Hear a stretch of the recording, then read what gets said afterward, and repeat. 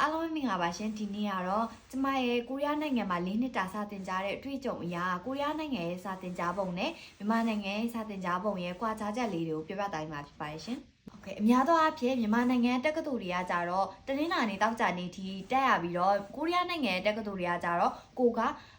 လျှောက်တဲ့အတန်းကိုတက်ရတာပေါ့နော်။မနက်ပိုင်းကြိုက်တယ်ဆိုရင်မနက်ပိုင်းအကယ်၍ကိုကတက်ဆက်မစတာမှာ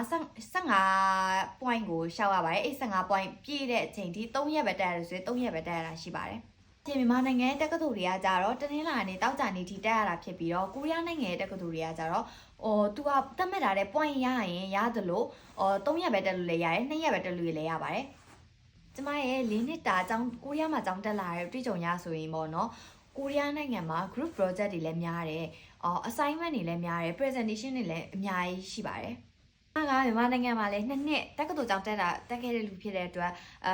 မြန်မာနိုင်ငံအစတင်ပုံစတင်မျိုးကိုလည်းကြိုက်ပါတယ်။ဒီဗီဒီယိုလေးကတော့ကျမရဲ့အမြင်အရကိုရီးယားနိုင်ငံရဲ့ပညာရေးသင်ကြားပုံနဲ့မြန်မာနိုင်ငံရဲ့ပညာရေးသင်ကြားပုံကွာခြားချက်လေးတွေကိုပြသတာပြတာဖြစ်ပါတယ်ရှင်။အညာ